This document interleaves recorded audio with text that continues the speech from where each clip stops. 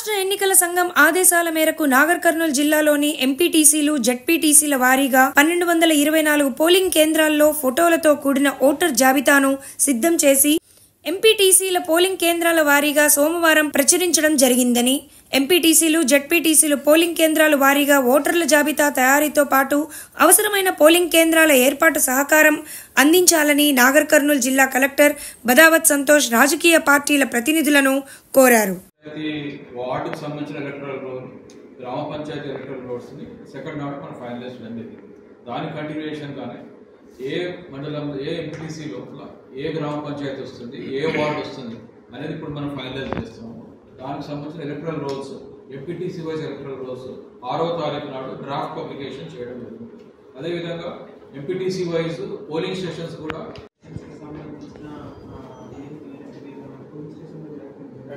Polling stations and ఓటర్స్కి సంబంధించి మొత్తం కూడా ఒకసారి మీటింగ్ పెట్టుకోవడం జరిగింది. అబ్జెక్షన్స్ ఉంటాయి.